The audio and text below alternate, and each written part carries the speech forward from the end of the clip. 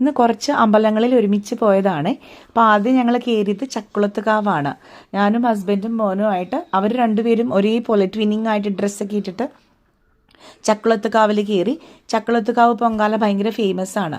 അടിപൊളി ഒരു അമ്പലമാണ്. ഇവിടുത്തെ ദേവിനെ കാണുമ്പോൾ തന്നെ ഭയങ്കര ഒരു ഐശ്വര്യവും ഞങ്ങൾക്കൊരു പോസിറ്റീവ് എനർജി ഞങ്ങളുടെ ശരീരത്തിൽ പ്രവഹിക്കുന്ന പോലൊരു ഫീലിംഗ് ആണ്. അവിടെ തന്നെ ബാക്ക് സൈഡിലായിട്ട് ഒരു വലിയൊരു ഹനുമാൻ്റെ ഒരു പ്രതിഷ്ഠ കൂടിയുണ്ട്. ആ അമ്പലത്തിൻ്റെ ബാക്ക് സൈഡിലായിട്ടാണ് ഇത് വരുന്നത്. അതും ഭയങ്കര ഒരു വൈബാണ് അവിടെ തൊഴാൻ തന്നെ. ഞാനും മോനും ഹസ്ബൻഡുമാണ്. അവിടെ നിന്ന് ഞങ്ങൾ നേരെ വിട്ടത് പുറക്കാട് വേണുഗോപാലസ്വാമി ക്ഷേത്രം. ഇത് GSB ടെമ്പിളാണ്.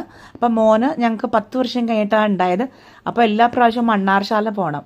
അപ്പോൾ ആ വഴി ഞങ്ങൾ പുറക്കാട് അമ്പലത്തിലും അമ്പലപ്പുഴ അങ്ങനെ ആ അമ്പലങ്ങളിലെല്ലാം കയറും. ഉരുളിക്കമഴ്ത്തി ഉണ്ടായതാണ് മോൻ. അപ്പോൾ ഇതാണ് പുറക്കാട് വേണുഗോപാലസ്വാമി ക്ഷേത്രം. കുട്ടികൾക്കുള്ള ഭഗവാനാണ് ഇവിടുത്തെ കൃഷ്ണൻ എന്നാണ് വിശ്വാസം. കുട്ടികളെ സംരക്ഷിക്കും ഈ കൃഷ്ണൻ എന്ന് പറഞ്ഞിട്ട് ഭയങ്കര വിശ്വാസമാണ്.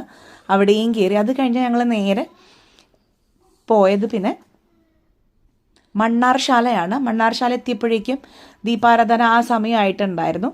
ഇരുട്ടായിരുന്നു. പക്ഷെ തിരക്കൊന്നും ഉണ്ടായിരുന്നില്ല. അതുകൊണ്ട് നന്നായിട്ട് തൊഴാൻ പറ്റി. മണ്ണാർശാലയിൽ നിന്നും ഞങ്ങൾ വണ്ടി വിട്ടത് പിന്നെ നേരെ അവിടെ ഞങ്ങൾ ചായ കുടിച്ചു. ഞങ്ങൾക്ക് അവിടെ നിലവറ ഉണ്ണിയപ്പൊക്കെ ഞങ്ങൾ അവിടെ നിന്ന് മേടിച്ചു കഴിക്കാനായിട്ട്. കാരണം വിശക്കുന്നുണ്ടായിരുന്നു.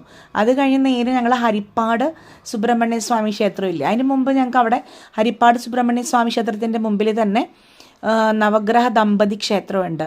നവഗ്രഹം മാത്രമല്ല, നവഗ്രഹങ്ങൾ ദമ്പതികളായിട്ടാണുള്ളത്.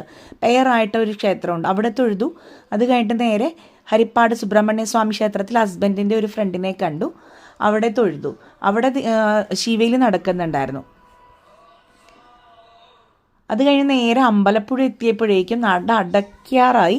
എങ്ങനെയോ ഭഗവാൻ ഞങ്ങളെ തുണച്ചു തൊഴുതു. അവിടെ നിറ